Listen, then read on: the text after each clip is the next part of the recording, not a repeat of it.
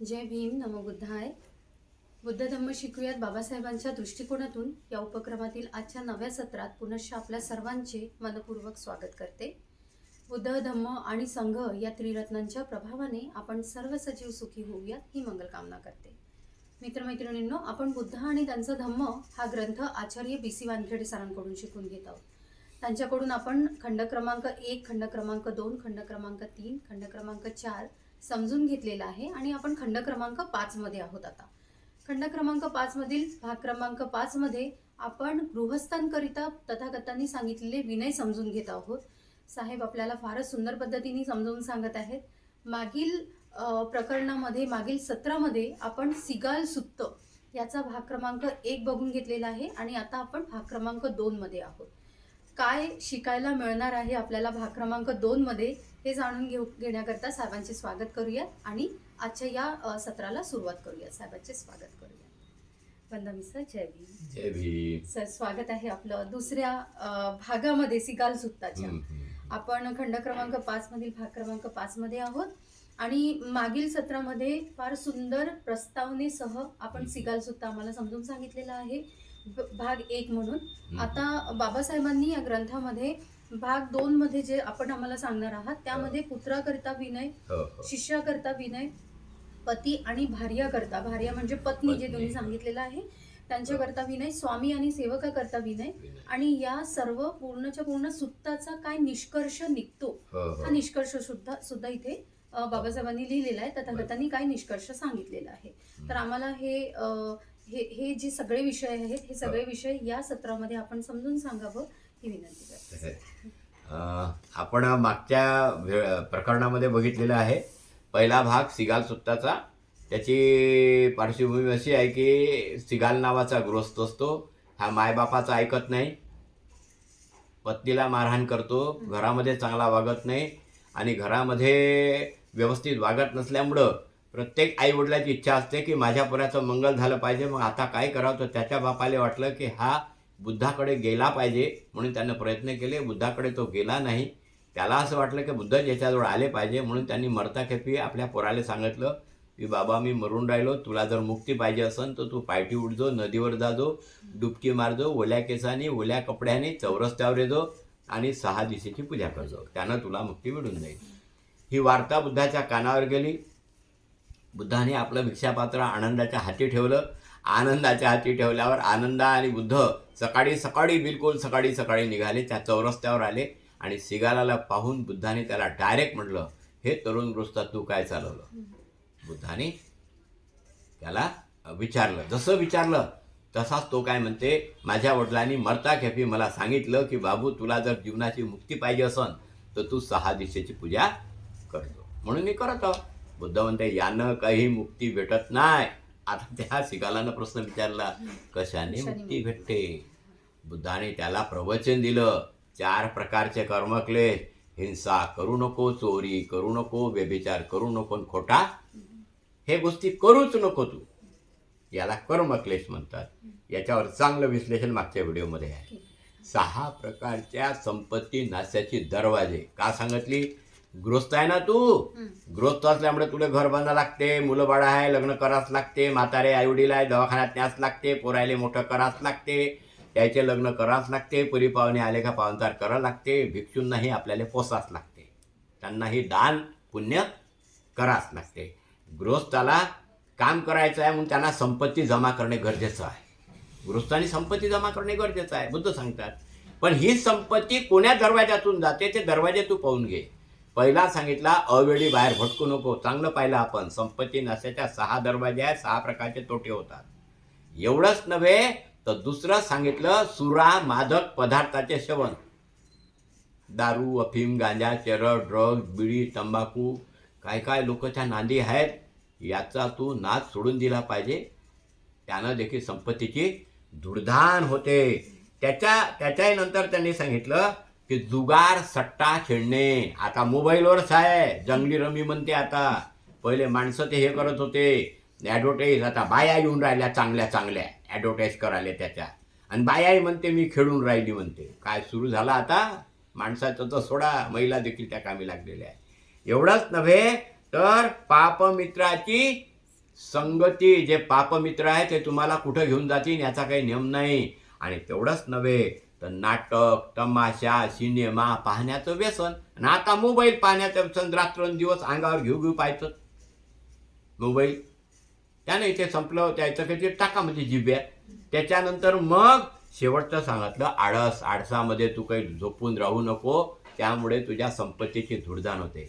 अशा झाल्या 10 गोष्टी. त्याच्यानंतर सांगितल्या 4 मित्ररूपात 4 शत्रू. घरी आल्यावर काही ना काही घेऊन जाणारा हा आपला मित्र जरी वाटत असला तर नंबर 1चा शत्रू आहे. दुसऱ्या नंबरचा सांगितला शब्दानेच उपकार करणारा. शब्दाची फेक करते ना आपल्याला वाटते खूपच चांगला आहे, बोलघेवड्या म्हणू आपण त्याला, बोलघेवड्या. तिसरा तर हाजी हाजी करणारा, हो हो तुम्ही म्हटलं ते सत्यच आहे. आणि चौथा सांगितला पाप कर्मा सहाय्य करणारा. हे मित्र जरी वाटत असले तर 4 प्रकारचे नंबर 1चे आपले शत्रू आहे, याची जाणीव ठेवा. हे आपण मागच्या व्हिडिओत शिकला आहे. त्याच्यानंतर आहे 4 प्रकारचे खरे मित्र. काळजी करण्याचं कारण नाही. तुमच्या दुखाने दुखी होणारा आणि तुमच्या सुखाने हा आपला खरा मित्र आहे. दुसरा आहे उपकार करणारा. काळजी करू नको, माझ्याजवळ 5-50 हजार रुपये पडलेले आहे, घेऊन जा, तुला काम आहे ना. हा उपकार करणारा मित्र आहे, तो सहजच म्हणून देतो आपल्याला. त्याच्यानंतर आहे तिसरा अनुकंपा करणारा. म्हणजे आपल्या आईवडिलाचे मित्रमंडळ असतात, नातेवाईक असतात आणि आपल्याला काय म्हणतात, बेटा आम्ही तुमच्या सोबतीला आहोत, तुला अडचण असली तर आम्हाला सांग, आम्ही तुमचं काम करून देऊ. आणि चौथा आहे कल्याण मित्र. त्याला बौद्ध धर्मात कल्याण मित्र म्हणतात. त्या सदु उपदेश करणारा. अशा 18 गोष्टी आपण कालच्या व्हिडिओत पाहिलं. म्हणजे पहिलं जे सत्र आहे म्हणजे काय आहे सिगाल सुत्त, तर ह्या 18 गोष्टी आहे त्यामध्ये आणलेल्या आम्ही. हे जर त्याचे पाठ केले असते तर कमीत कमी खूपच झाले असते. म्हणून आता काही गोष्टी फार महत्त्वाच्या तेवढ्या सांग. आणि हे तुम्हाला रिमाइंड करून देतं. हे सिगाल सत्य सुरू आहे. आता या सिगालाच्या मनात प्रश्न निर्माण झाला. तो प्रश्न असा होता, पूर्व दिशेची जर मी पूजा करून राहिलो तर याच्या व्यतिरिक्त काय करू, असा प्रश्नच विचारला. तेव्हा बुद्ध त्याला म्हणतात, इथं कायले उबडा उताना पडतं, जाय घरी आपल्या मायबापाची पूजा कर. म्हणजे पोरांनी काय करावं आई वडिलासाठी.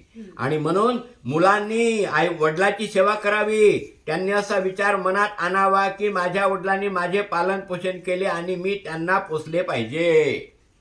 बघा आई वडिलाची त्यांनी काय करावी, घरी जाऊन सेवा करावी, पालन पोषण करावं. त्यांनी जे कर्तव्य करावी लागली ते आता मी केली पाहिजे. माझ्या कुळाची परंपरा मी चालवली पाहिजे आणि त्या परंपरेला जुडेल अशी योग्यता मी माझ्या अंगी आणली पाहिजे. वडील मुलावर प्रेम करीत असतात, दुर्गुणापासून त्याला परावृत्त करतात, सद्गुणाचा त्याला उपदेश करतात आणि आपल्या व्यवसायाचे त्याला शिक्षण देतात. त्याला साजेल असे त्याचे लग्न करून देतात आणि योग्य वेळी आपली सारी मालमत्ता त्यांच्या स्वाधीन करतात. आणि म्हणून 5 प्रकाराने आई वडिलाची पूजा केली पाहिजे. इकडे कायले दक्षिण जे उत्तर दिशा पूर्व दिशेची पूजा करतं, घरी जाय आणि 5 प्रकारे आई वडिलाची पूजा कर. कशी पूजा कर, आपल्या भाषेत त्यांचं पालन पोषण कर, म्हणजे त्याला जेवायला दे. दुसरं, ते कुळात चालत आलेली धम्मकार्य चालू ठेव. आई वडील मस्त आपले काय करतात, पौर्णिमा आली, अमावस्या आली, अष्टमी आली की आपल्या घरी उपवासाचं पालन करतात आणि जवळपास कमीत कमी 2-3 महिने वर्षाच्या दिवसात खूप सारे कार्यक्रम करतात. आपल्या घरी प्रवचन व्हावं, बुद्ध धर्माचं तत्वज्ञान आमच्या कानावर पडावं, अशासाठी काही लोक छोटे मोठे कार्यक्रम देखील राबवतात आपल्या घरी. पण पोरग मात्र घरात तिकडे बसून असते आणि मोबाईल पाहत राहते, येऊन पाहत नाही मायबाप काय करते. मायबाप मेले रे मेले की जाऊ द्या म्हणते, आपल्याला काय करायचं आहे त्या पूजेचं याचं त्याचं. म्हणून बुद्ध म्हणतात, कुलात चालत आलेली परंपरेची धम्मकार्य तुम्ही चालू ठेवली पाहिजे. त्याच्याही नंतर त्यांचं काम केलं पाहिजे. म्हातारा बिमार आहे, दवाखान्यात नाही, तिकून आण, सकाळी गोडी, दुपारी गोडी, संध्याकाळी गोडी. 4 दिवस झाले आंघोळ केली नाही, गरम पाण्याची बकेट आण, त्या गरम पाण्याच्या कपड्यानं भिजवून त्यांचे अंग सगळं पुसून दे. या ठिकाणी उचल दुसऱ्या ठिकाणी ठेव, जेणेकरून त्यांची सेवा झाली पाहिजे. त्यालाच म्हणतात त्यांचं काम कर. जर त्यांच्यापैकी कोणी जिवंत नसेल तर त्यांना धम्मकार्यात त्यांच्या नावाने दान पुण्य कर. त्यांच्या नावाने काय कर तू, दान पुण्य. हे सांगितलं बुद्धाने. असं जर तुम्ही केलं तर आई वडील काय करतात आपल्यावर, आई वडील बरोबर मुलावर प्रेम करतात, पापापासून निवारण करतात, कल्याणाच्या मार्गाला लावतात, कला कौशल्य शिकवतात. या कॉलेजमध्ये बरोबर नाही, त्या कॉलेजमध्ये ॲडमिशन नाही, त्या कॉलेजमध्ये इथं नाही झाली तुझी ॲडमिशन, काही हरकत नाही, आपण पैसे भरून तिकडल्या कॉलेजमध्ये करू. म्हणजे इथपर्यंत माझ्या पोराचं चांगलं झालं पाहिजे. बाप दारू पेते पण माझ्या पोराला चांगल्या चांगल्या गोष्टी भेटल्याच पाहिजे म्हणते. अशा पण मानसिकता आहे आईवडिलाची. बरोबर लक्ष द्या. आणि तो वयात आला की हे पोरगी नाही बरी, थे पोरगी बरी, थे पोरगी सावडीच आहे, थे पोरगी चांगली शिकलेली आहे, त्या पोरीचं खानदान चांगले आहे, ते मोठं तिचं चांगला व्यवसाय करू शकते, ती चांगल्या पदावर नोकरीला आहे, त्याच्याशी योग्य पाहून चांगल्या पोरीशी लग्न करते. पोरीचेही मायबाप तसे, हा पोरगा नाही चांगला, तो पोरगा चांगला आहे, तो पोराची ड्युटी चांगली आहे, तो करत नाही, तो व्यवसाय चांगला करतो, हा आपला दारुड्याचा आहे, याले पोरगी द्यायची नाही, वगैरे वगैरे चिंतन करून चांगला मुलगा पाहून त्याच्याशी लग्न जुळवून हे आई वडील देखील आपल्या अनुकंपा करतात. आणि आता म्हातारो झालं रे बा, कानानं ऐकू येत नाही, डोळ्यानं बरोबर दिसत नाही, उठणं बसणं होत नाही, अशा वेळेस आपली संपत्ती आता हे तू घे बा, आणि तुझ्या पद्धतीने या संपत्तीचा विल्हेवाट लाव. योग्य वेळी आपली मिळकत जेवढी काही मिळवलेली असते ते मुलांच्या किती चांगलं काम करतात मायबाप. तरी अलीकडचा काळ असा आहे, म्हाताऱ्या माणसाला प्रॉब्लेमच आहे. तुम्ही तुमचं पहा बाबा, मी माझं बघतो. फार महत्त्वाच्या गोष्टी आहे. आई वडिलाची पूजा केली पाहिजे. ह्या इकडल्या तिकडल्या पूजा बंद करा आणि आई वडिलाची पूजा करा. मी तर असंच म्हणून, पूर्व दिशेची पूजा काय करता, आई वडिलाची पूजा करा. त्याच्यानंतर गुरु, कोणाची पूजा? गुरुची पूजा. काय म्हणते गुरुची पूजा कशी कर म्हणते? शिष्याने पुढील प्रमाणे आपल्या गुरुची सेवा करावी. म्हणजे दक्षिण दिशेकडे तू काही उबडा उताना पडू नको. काय म्हणतात बुद्ध? दक्षिण दिशेकडे जाऊन त्याची पूजा करू नको. दक्षिण दिशेची तू आपल्या गुरुची पूजा कर. मग कशी कर पूजा? शिष्याने पुढील प्रमाणे आपल्या गुरुची सेवा करावी. ते आले असता आसनावून उठून उभं राहून त्यांना मान द्यावा, त्यांना अभिवादन करावे, त्यांची सेवा करावी, ते शिकवतील ते उत्सुकतेने शिकावे, त्यांचे कोणते काम करायचे पडले ते करावे आणि ते अध्यापन करीत असता एकाग्र चित्ताने ग्रहण करावे. म्हणजे ते जर आपल्याला शिकून राहिले असेल तर आपले चित्त एकाग्र केलं पाहिजे, समजून घेतलं पाहिजे. कारण गुरु शिष्यावर प्रेम करतात, ते त्यांना अध्यापनाने दृढ करतात, ते सर्व विद्या आणि कला त्यांना पूर्णपणे शिकवतात, त्यांचे मित्र आणि सोबत्यांशी त्यांच्या संबंधी चांगले बोलतात आणि ते सर्व तऱ्हेने आपल्या रक्षणाची काळजी घेतात. बघा, गुरु, तू दक्षिण दिशेची पूजा केल्यापेक्षा आपल्या गुरुची पूजा कर. बौद्ध धर्मामध्ये कल्याण मित्र म्हणण्याची पद्धत आहे. म्हणून गुरु जवळ आले तर उठून उभं राहिलंच पाहिजे. बरोबर लक्ष द्या.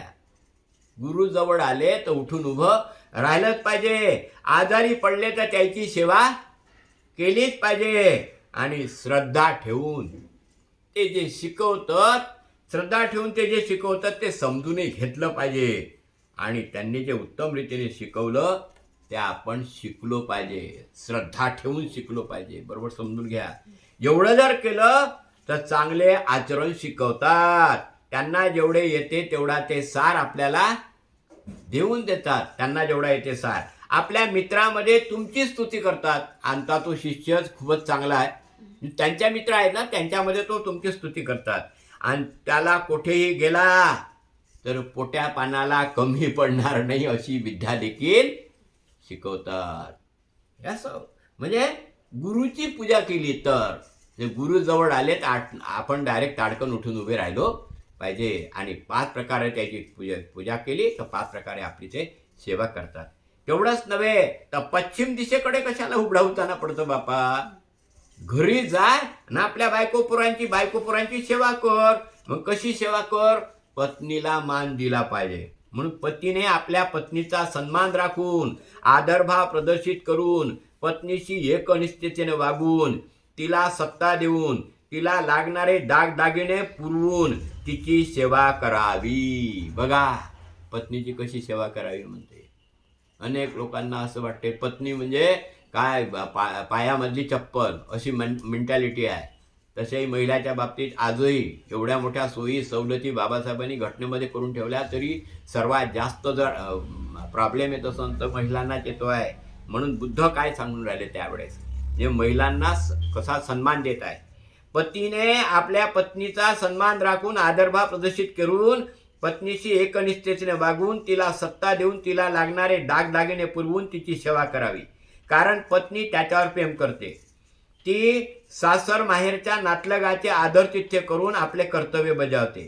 ती प्रतिव्रताने वागते. आपल्या नवऱ्याच्या मिळवलेल्या धनावर दक्षतापूर्वक लक्ष ठेवते आणि उद्योगाने आपल्या कुशलतेने आपली कर्तव्ये पार पाडते.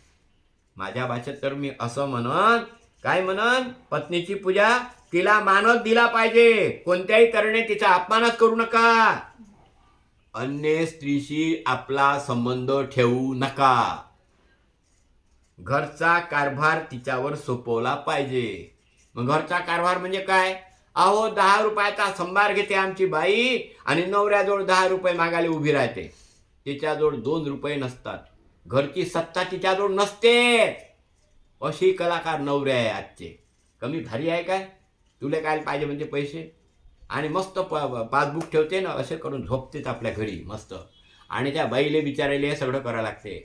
साधा जरी गोष्टीचा विचार केला तर एका महिन्याचं जर 10 रुपयाचा संभार जर रोज लागत असेल तर 300 रुपयाचं संभार तेच झाले राजे हो. बाकीच्या गोष्टीचं दूरच आहे. 400-500 रुपये असे चिल्लर. आणि मग तुमच्या घरात एखादी गोष्ट 200-300 रुपयाची नाही आहे तर असे 200-400 रुपये, 1000-2000 रुपये बाईजवळ पाहिजे नाही का आजच्या काळामध्ये. तरी हे नवरे 5 रुपये देत नाही. अशी आहे म्हणजे सत्ता बाईच्या हाती देत नाही. याच्यात डायरेक्ट म्हटलेलं आहे, काय म्हणलेलं आहे की तिला सत्ता देऊन तिचा सन्मान केला पाहिजे. घरातली सत्ता म्हणून तिच्याजवळ दागदाग पैसे असले पाहिजे. तिला दागदागिन्याची कमी पडली नाही पाहिजे. एवढंच नव्हे तर आपल्या काय म्हणते आपल्या ऐपतीनुसार तिला कपड्या लत्त्याची आणि दागदागिन्याची कमी पडूच देऊ नये. मग ह्या जर 4-5 गोष्टीनं तुम्ही पत्नीचा सन्मान केला, पत्नीची पूजा केली तर घरात चांगली व्यवस्था ठेवते, नोकरांना प्रेमाने सांभाळते. आणि तुमचा जर दुसऱ्या बाईशी संबंध असला तर ही पतिव्रता होते. फारच महत्त्वाचं. आणि तुमचा जर दुसऱ्या बाईशी संबंध असला तर घरची बायको दुसऱ्याकडे पाहिजे. हे समजूनच घ्या, फारच महत्त्वाचं आहे. त्याच्यानंतर पतीने मिळवलेल्या संपत्तीचे रक्षण करते. सगळ्याच गृहकृत्यात दक्ष होते. बुद्ध सांगतात सिगालाला, सिगाल तू पश्चिम दिशेची पूजा करू नको. तू घरी जाऊन पत्नीची पूजा कर. तर ती 5 प्रकाराने पूजा केली, 5 प्रकाराने तुझ्यावर अनुकंपा करते. त्याच्यानंतर पुढे सांगतात मालकाची म्हणजे नोकराची पूजा. खालची दिशा म्हणतात त्याला. काय म्हणतात खालची दिशा? धन्याने नोकर चाकरांना पुढील प्रमाणे वागवले पाहिजे. त्याने त्याच्या सामर्थ्याप्रमाणे काम दिले पाहिजे. अन्न व मजुरी दिली पाहिजे. ते आजारी पडले त्याची सेवा केली पाहिजे. असाधारण स्वादिष्ट पक्वान्याने त्यांनी वाटून खाल्ली पाहिजे. वेळ पडेल तर त्याला रजा दिली पाहिजे. कारण म्हणजे हे दिली पाहिजे, सुट्टी दिली पाहिजे. कारण नोकर चाकर हे धनावर प्रेम करतात. ते त्यांच्या पूर्वी उठतात आणि नंतर झोपतात. त्यांना जे घ्यावे त्यात ते समाधान मानतात. ते आपले काम चोख बजावतात आणि त्याची कीर्ती सर्वत्र पसरवतात. म्हणजे तू खालच्या दिशेची पूजा केल्यापेक्षा तू आपल्या नोकराची पूजा कर. नोकराची पूजा कर. ते कशी कर ते असे म्हणतात, त्याचे सामर्थ्य पाहून काम द्या ना त्यांना. म्हणजे लुकडा माणूस आहे, 50 किलोचं त्याचं वजन नाही आहे आणि त्याला 60-70 किलोचा गोटा उचलायला लावता शक्य नाही. त्यांना योग्य वेतन द्या. आजारी पडल्या तर काळजी घ्या. त्यांना वारंवार भोजनही द्या. आपल्या सोबतीला चांगल्या कामाचं बक्षीसही द्या आणि त्याला सुटी बिटी द्या. एवढंच नव्हे तर तो काय करतो मग मालकावर, मालक उठण्यापूर्वी उठतो, मालक झोपल्यावर झोपतो, चांगल्या तऱ्हेने काम करतो. मालकाच्या धनाची चोरी करत नाही. मालकाची सर्वत्र कीर्ती पसरवतो. याले जाऊन सांगा माया मालक असा, माया मालक तसा, माया मालकासारखं कोणी दुसरा माणूस नाही असं वगैरे तो चर्चा करतो इतरांसाठी. एवढंच नव्हे तर उत्तर दिशेची पूजा. मग काय आहे उत्तर दिशेची पूजा? आपल्या नातेवाईकाची पूजा. काय नातेवाईकाची पूजा? कुलपुत्राने, औदार्याने, दाक्षिण्याने, दान धर्माने आपल्या मित्राची आणि सहकार्याची सेवा करावी. आपल्यासारखेच त्यांना वागवावे आणि आपण स्वतः त्यांना दिल्या शब्दाप्रमाणे वागवावे. कारण त्यांचे मित्र परिचित त्याच्यावर प्रेम करतात. तो गैरसावध असता त्याचे व त्याच्या मालमत्तेचे रक्षण करतात. संकटात ते त्याला आधार देतात. त्याच्या आपद अवस्थेमध्ये त्याचा त्याग करत नाही, म्हणजे त्याच्यावर जर आपत्ती आली तर त्याचा त्याग करत नाही आणि त्याला त्याच्या परिवाराच्या हिताला जपतात. म्हणजे मित्र जे आहे आपले नातेवाईक आणि मित्र, उत्तर दिशेची पूजा केल्यापेक्षा नातेवाईक आणि मित्राची पूजा करावी. तर कशी पूजा करावी? त्यांना देण्यासारख्या वस्तू असल्या तर द्या. नातेवाईक असेल, मित्र असेल आपले, तर ते घरी आले तर त्यांच्याशी प्रिय बोला. त्यांचे काम पडलेत अर्जंटमध्ये, त्यांचं करून द्या नातेवाईकाचं, आणि त्यांना आपल्यासारखेच लेखा. हे आपल्यासारखेच आहे असं म्हणा. त्यांच्याशी निष्कपट वर्तन ठेवा. असं जर तुम्ही आपल्या नातेवाईकाशी वागले तर आपण बेसंवाद असलो तर आपल्यावर संकट आले असता ते सावध करतात. अशा प्रसंगी आपल्या संपत्तीचे रक्षणही करतात बिचारे. तेवढंच नव्हे तर संकट काळी आपल्याला ते कधी दूर नेत नाही, दूर करत नाही. आपल्यावर संकट असलं तर आपल्याला ते दूर करत नाही, आपल्या सोबतीला असतात. आपल्या परिवाराप्रती आस्था व्यक्त करतात. अशा प्रकारे हे सिगाला, उत्तर दिशेची पूजा तू कर. इथं कशाला हे करतं? आपल्या नातेवाईकाची पूजा कर. त्यानंतर वरची दिशा ती म्हणजे कुलपुत्राने, म्हणजे ते आपले भिक्षू, स्थवीर, हे जे मंडळी आहे, सामनेर, या लोकांची धार्मिकतेचे लोक आहे, धम्मप्रचारक जेवढे कोणी आहे बिचारे जे धम्माचं काम करतात, अशा लोकांची कुलपुत्राने आपल्या धर्मगुरूची सेवा काया वाचा मनसा, म्हणजे कायाने, वाचेने, मनाने त्यांच्यावर काय केली पाहिजे? प्रीती केली पाहिजे. आपल्या घराचे दार त्यांना सदैव मोकळे ठेवून व त्यांच्या ऐहिक गरजा भागवून करावी. कारण धर्मगुरू आपल्या शिष्याला दुष्कृत्यापासून काय करतात? दूर घेऊन जातात, पराडमुख करतात, त्याला सन्मार्गाचा उपदेश करतात, मायेने त्याच्या संबंधी विचार करतात. जे पूर्वी कधी कानी पडले नाही ते शिकवतात, आणि जे पूर्वी कानी पडलेले असते ते चूक असेल तर त्याची सुधारणा करून देतात. खूपच मस्त आहे. आपले जे भिक्षू, स्थवीर, सामनेर, प्रचारक, बौद्ध धर्माचे जेवढे कोणी लोक असतील जे बिचारे हे काम करतात, अशा लोकांसाठी आपले दरवाजे नेहमी काय असले पाहिजे? खुले असले पाहिजे. आणि मग त्यांची आपण देहाने वंदामी भन्ते, कायेने म्हणजे शरीराने दोन्ही हात जोडून, मनाने, कायेने, वाचेने, मनाने त्यांचा काय केला पाहिजे? आदर केला पाहिजे. त्यांना काही लागले तर आपण दिलाच पाहिजे. म्हणजे हे सतत आपलं दानपुण्य सुरू राहते. जे जे लोक हे धम्माचं काम करतात त्यांना आपण दानपुण्य कर. आणि भिक्षेला जर आले तर त्यांना बिलकुल आडकाठी करायची नाही. आपला दरवाजा सतत त्यांच्यासाठी उघडा असला पाहिजे. असं जर तुम्ही वरच्या दिशेची पूजा केली, म्हणजे स्थवीर, श्रमण, भिक्षू, प्रचारक, बौद्ध धर्माचं काम करणारे सगळे माणसं जे कोणी बौद्ध धर्माच्या या कामामध्ये असतील बिचारे सगळे आदरास पात्र आहे, आदरणीय आहे. म्हणून पापापासून निवारण करतात, कल्याणकारक मार्गाला लावतात, प्रेम, पुरस्कार, अनुग्रह करतात आणि चांगला धम्म शिकवतात. शंका जर असली तर त्याचं निवारण देखील तुम्हाला करून देतात. अशा प्रकारे या काय म्हणतात? स्थवीर, भिक्षू यांची आपण पूजा केली पाहिजे. त्याच्यानंतर या सगळ्या गोष्टीचं तात्पर्य सांगताना तथागतांनी सिगालाला वरील प्रमाणे उपदेश केल्यावर तो म्हणाला, सुंदर तथागता, सुंदर, फार सुंदर.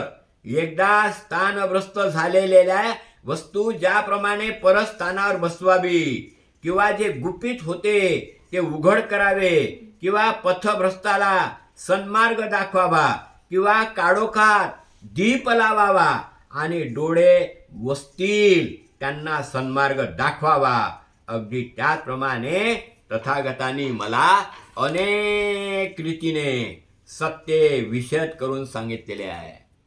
म्हणजे जे झाकलं होतं ते उघडं केलं, जिथं अंधार होता तिथं दिवा लावला. मी तथागतांना त्यांनी सांगितलेल्या धम्माला आणि संघाला शरण जातो. आजपासून आमरण शरण आलेल्या या उपासकाचा स्वीकार करावा. तथागताला त्या पुन्हा आता सिगालानी हे सगळं प्रवचन ऐकलं. म्हणजे आपल्या घरात आपण कसं वागलो पाहिजे, आपल्या जीवनात आपण कसं वागलो पाहिजे हे सगळं प्रवचन बुद्धाने त्याला दिलं आणि बाबासाहेबांनी आपल्या ग्रंथात लिहून ठेवलं. आपल्या समोर आपल्या शब्दात मांडण्याचा आम्ही प्रयत्न केला, काही पुस्तकी भाषेत आणि काही गोष्टी आमच्या भाषेत, जसं आता जनरली लोकांमध्ये चालू आहे, तर त्यांना ते पटलंच पाहिजे, याकरता हा आमचा अल्पसा प्रयोग आहे. तेव्हा इथे थांबतो. साधू साधू साधू. धन्यवाद सर. फार सुंदर, खूपच सुंदर. हे सुत्त सर जेव्हा शिकवतात शिबिरमध्ये फारच अप्रतिम पद्धतीने आणखी शिकवतात. कारण या सुत्ताला साधारणतःही जर शिकवायला गेलेत सर तरी पण त्यांना 1.5 ते 2 तास लागतो. पण इथे वेळेचा जो आहे तो आपल्याला एक तडजोड करून मांडणी करावी लागते. तरीसुद्धा इतक्या कमी वेळामध्ये सुद्धा सरांनी आपल्याला इतक्या सुंदर पद्धतीने समजून सांगितलेलं आहे. हे अभ्यासरत राहा. सुखी गृहस्थ जीवन जगण्याकरता इतक्या सुंदर पद्धतीने तथागतांनी आपल्याला प्रवचन केलेलं आहे, बाबासाहेबांनी मांडणी केलेली आहे आणि साहेबांद्वारे तुमच्यापर्यंत पोहोचवण्याचा मी एक छोटासा प्रयत्न केलेला आहे. पुढील सत्रात पुढील प्रकरणात भेटूयात आपण. सर्वांचे मंगल हो, कल्याण. जय भीम सर्वांना. जय भीम. जय भीम.